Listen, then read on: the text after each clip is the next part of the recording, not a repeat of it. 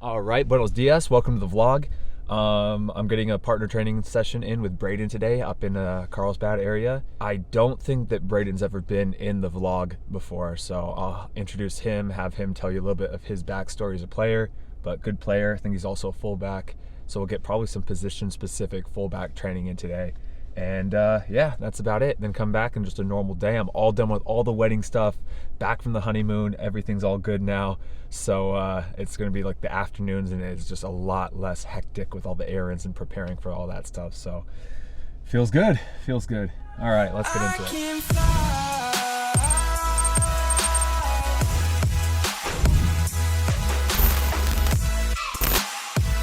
All right, I thought I'd give you guys a little voiceover for the session, kind of explaining everything that goes on with this partner session with Braden. I always start off with a little warm up, just dribbling back and forth on the 18-yard box, just doing some dynamic stretches, some dynamic movements, just getting ready for the session as you guys are seeing. It takes about 10-15 minutes, and then I'm ready to go. Braden, what's up? Welcome to the vlog, welcome to the training session. Thank you. You've been out here a couple times now, right? I have. Yeah. Can you just give like your full name, your age, and then where you've been playing the last couple of years? Yeah, so I'm Braden Jenkins. I'm 22.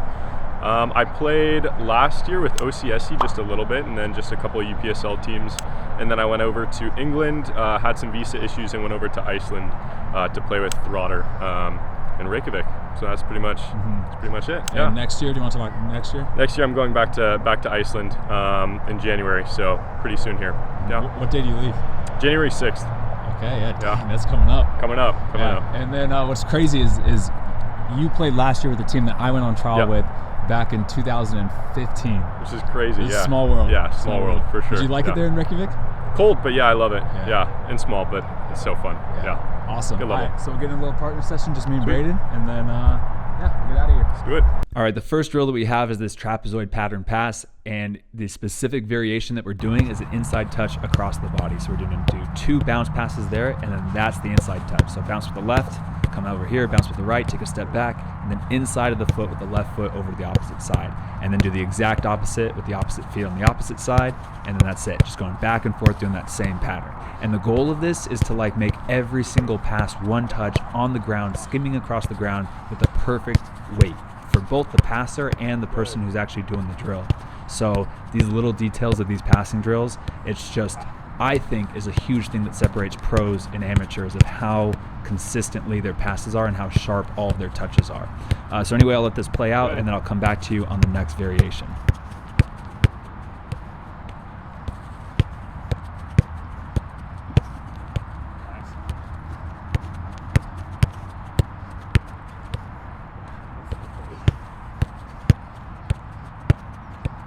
The second variation is the outside the foot touch. So it's pretty much the same exact thing, the same trapezoid cone pattern, the same 2 passes right here, but then this is the outside the foot to bring that ball over to the opposite side. So very, very similar, but this time we're just using a different part of the foot.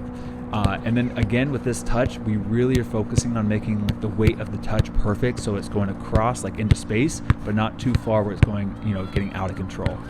It's really focused on just getting it past those 2 middle cones and then playing it between that 3rd and 4th cone right there.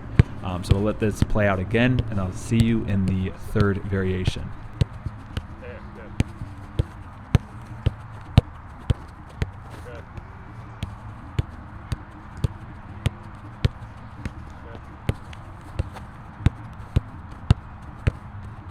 Touch.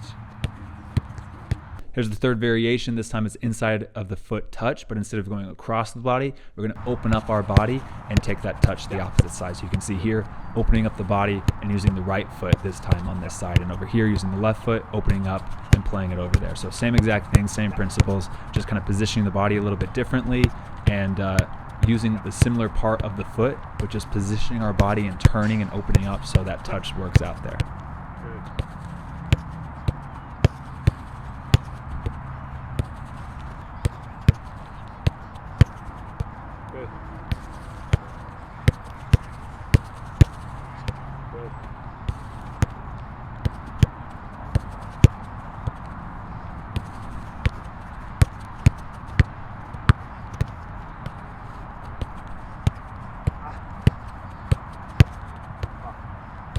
Here is the fourth and final variation, the soul roll. This is one of my favorites. This is actually I think one of the harder ones to really get down, especially if the ball's kind of being pinged in and zipped in like that. It's a very tough one, but if you can get this down, it's super satisfying to lock down.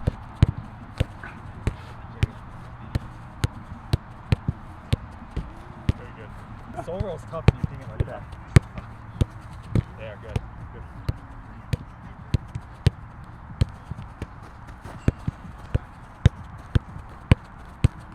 Good. Yes. For this drill, I'm just gonna let you guys watch it. You 100% will get it, but we basically shout out man on our turn and then a color, and then you have to react. Man on blue. Good. Turn blue. Man on blue. Man on yellow.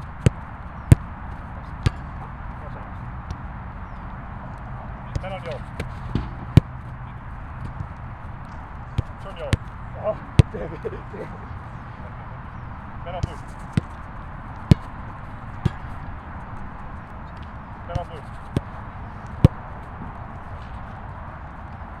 Turn yellow. Oh. Man on blue. Man on blue. Man on yellow.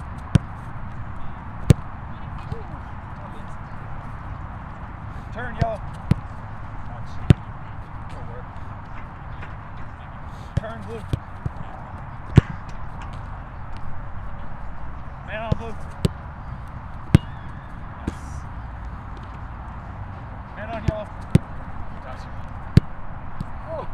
So we were gonna do that same exact drill from the opposite side, but we got kicked off the field because there was a little kids camp starting who had rights to the whole field. So we had to come over to the side and do all these smaller, tight space technical passing drills. So this one, again, you guys will 100% pick this up as you watch it. But this is a great drill. 2-0. Orange. Yellow. Blue. Blue. Blue. Oh, that's too far. Blue. Blue. Yellow. Orange. Yellow. Orange. Woo. Blue. Nice. Blue.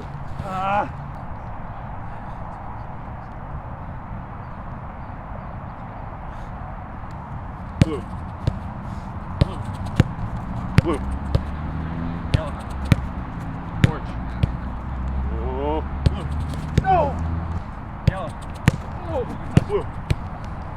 Nice. Yellow. Blue.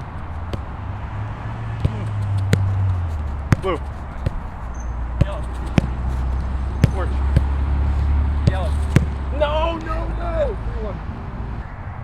Yellow. Orange. Yellow. Blue. Blue. Orange. Nice touch. Yellow. Orange. That's out. Orange. Yellow. Orange. Ooh. Ah.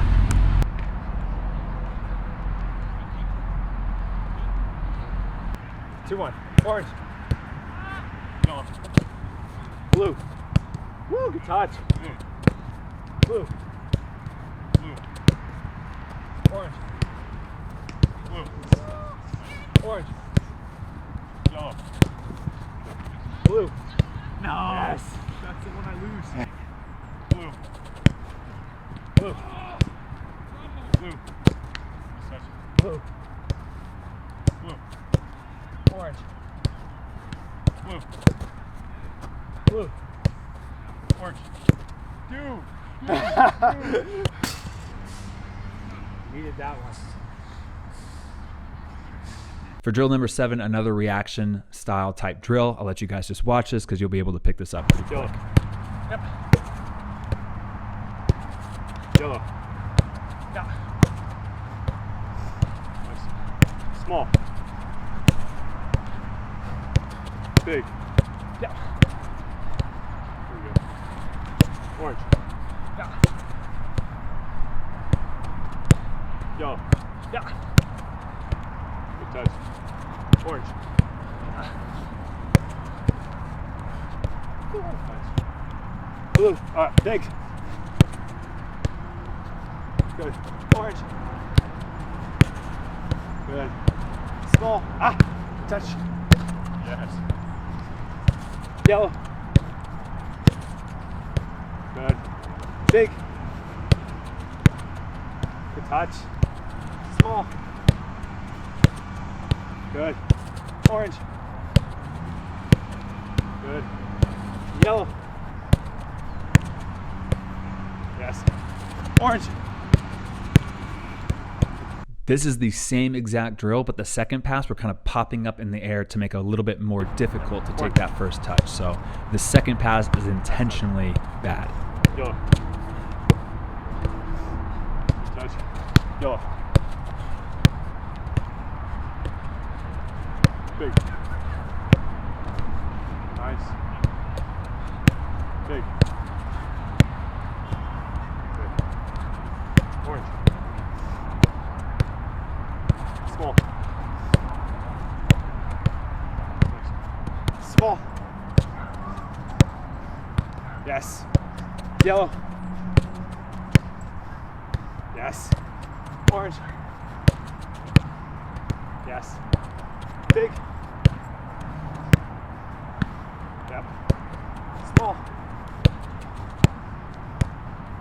Oh no. Now you guys have seen this drill probably a dozen times now, but we just create two boxes and lace the ball at each other, and whoever messes up first, basically the other person gets a point, and we play up to 11.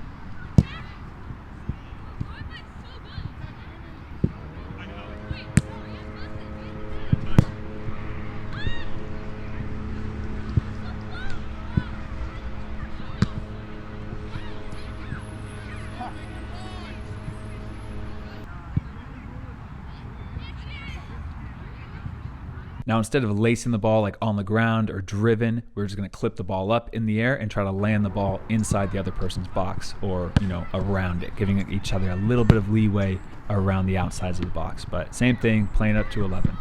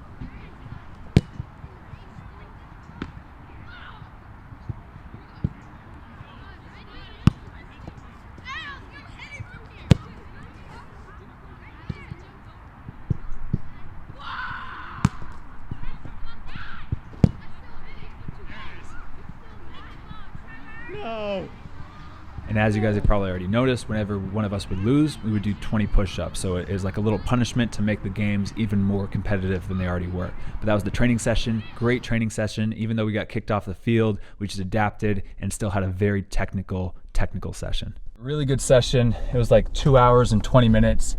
We kind of got kicked off the main field, so we just had to do a really tight technical training session, just a whole bunch of like passing, first touch work, which is honestly like exactly kind of what I wanted, because I've taken a little bit of a break with the wedding and the honeymoon, and I feel like my touch is just off, like I'm rusty. So a session like this where it's so technically based and so many tight little touches, I think is like perfect. So 10:40 right now, I'm gonna drive home.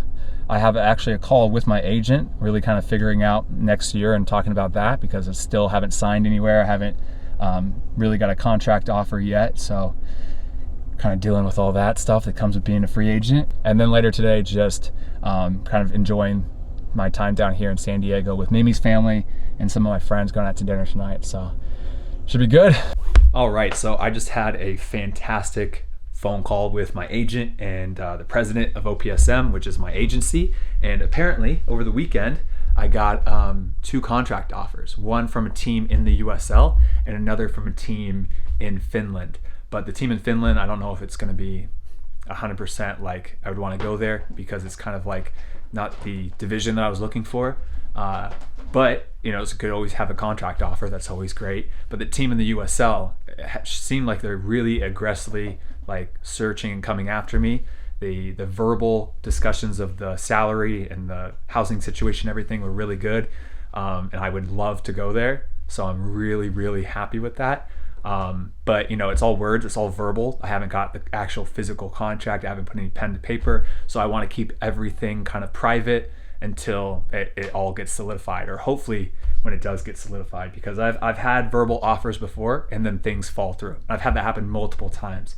So I've kind of learned to kind of ride out that middle, you know, not get my hopes up too high, because I've had teams give me verbal offers. This is your salary, this is your housing, this is where you're going to be living, this is going to be your roommate, come in, you know, this weekend to sign it, and then things fall through for whatever reason. So I'm not getting my hopes too high.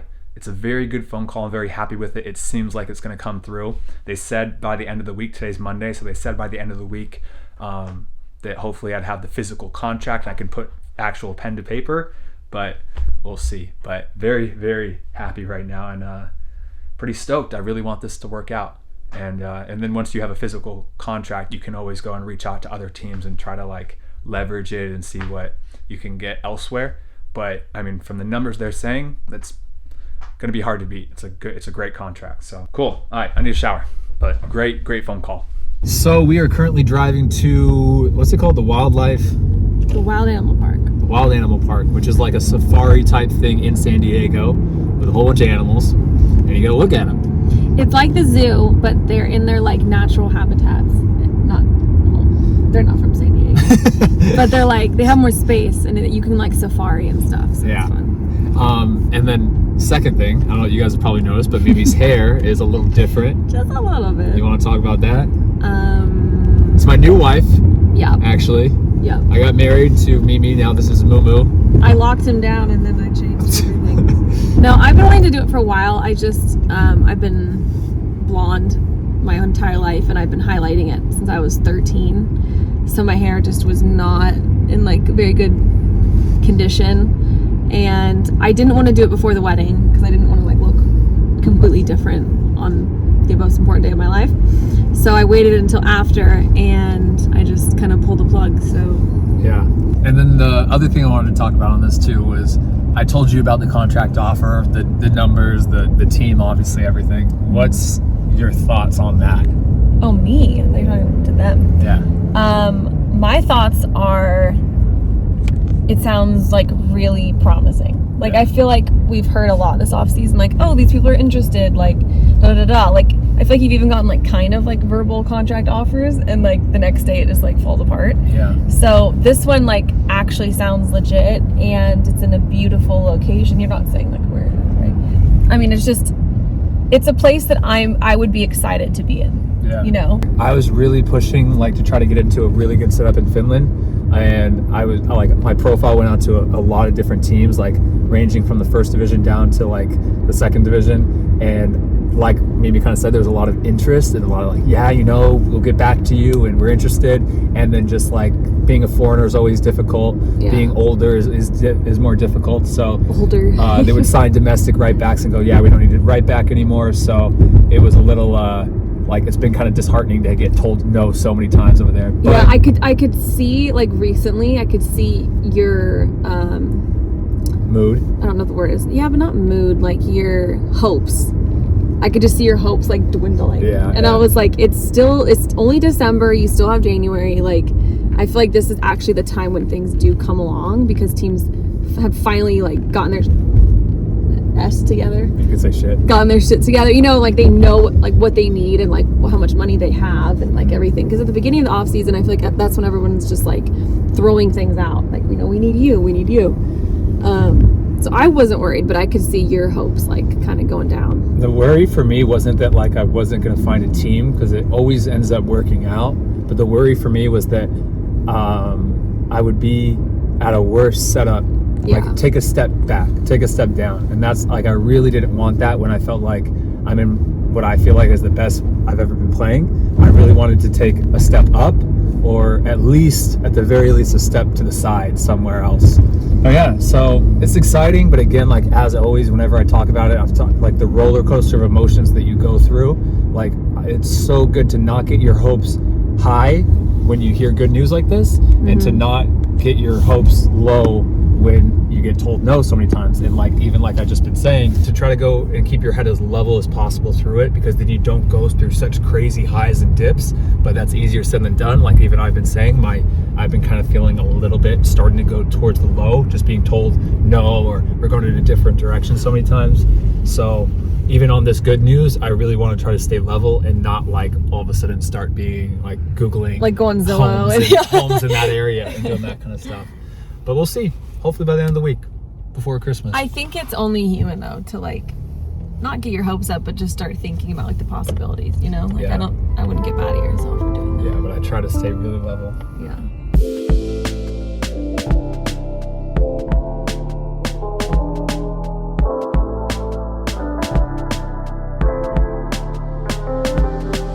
All right, I'm back from dinner with all my friends. I completely forgot to record everything. I think that's actually kind of the best things when you're just having a ton of fun and you just get like completely just focused on the moment. And I just forgot to record completely. But we had some tacos. We just hung out. I was good to see those guys again. I went back to their apartment, hung out for a little bit, and then I just drove back up here. So now I am just going to kind of watch. We're going to watch one episode of Ted Lasso, then go to bed because I got training again tomorrow morning. But I thought I'd do the continuous Q&A for this vlog, and I'm going to do two. So we'll start from the first one from Fateh Singh, and he says, for the Q&A, has there ever been a moment in your career where you went, damn, I need to be working harder? I.e., a coach telling you off, or a defining moment that shaped your mentality, gave you a wake-up call, etc. Thank you for everything again, Matt, and congratulations on becoming a husband. Thank you. Yes, there has been a few moments where I've been like I am nowhere as good as I thought I was. And I think it's every time where I jump up a level and I almost get shocked by how much better the players are and how much faster the speed of play is. And like, for one example is like when I was in high school, like a high school senior, I thought I'd go into college and I thought it'd be a step up, but I had no idea like how much more technically sharper those players were than the average club soccer player, the average high school player. And like you think, you know, you're such a standout, you're one of the best players on your team, and then you go up again and you immediately become like bottom of the totem pole and you're one of the worst, and you're going up against players who are just so much better than you, so much faster than you, can play so much faster. So at that moment, going into D1 preseason as a freshman, I was like, wow, I have so many areas of my game that I need to improve, and what I thought were strengths were actually weaknesses compared to those players. And the same exact thing when I was playing D1 and played semi-pro, you know, senior year at that point. Again, I was one of the better players on my team, and I thought that I would easily transition to the pro game. And then I go into the pro game, and same exact thing. I'm all of a sudden one of the worst players on the team at Sacramento Republic. I'm one of the training players, and I'm like, these guys are so much better than me. I can see it, I can get there, but it's a difference. And so every time I've jumped up, I've realized like, damn, I need to be working harder. I need to be doing extra. I need to be improving these things that I thought were good enough, but they clearly aren't good enough. So that's what I've really, really noticed for me. And the second one is going to be from Darwin Frith, and he says, for the Q&A, do you think you would have still went pro if COVID happened before the semi-professional opportunity in Germany or New Zealand? How do you think it is more challenging in the current environment to go pro with lockdowns? I think in the short term, yes, it would have been harder, and I don't think I would have signed pro as quickly or during a COVID year, because it is just very difficult. You know, there's lockdowns happening all over the world. It's even more difficult for even players like myself to go abroad and get contracts abroad now. But do I think I would have gone pro eventually? 1,000%. And I honestly, I have the opinion that I think COVID makes it easier now for the players, once we get out of this completely, that have been regimented and have continued to work, that are staying fit, because so many players are going to be filtered out by this time. So many players are going to quit during this time because of not this attitude, but because of the attitude like, oh, it's impossible now with COVID, there goes my hopes. So I think I would have been the player, and I think I did this even during the lockdown periods, where I would have stayed fit, continued to work hard, and then I would have come out as a better player, while so many other players would have fizzled out and quit. So short term, it would have been more difficult, but long term, I think 100% would have eventually signed pro. And I think it would have honestly been helpful for me. And I think that's the attitude that you should have. Anyway, we're gonna watch some Ted Lasso and then go to bed pretty early, because I got training again tomorrow. So I hope you guys enjoyed the video. If you did, please hit the thumbs up button, subscribe. I'll see you guys in the next video. Bye guys, peace.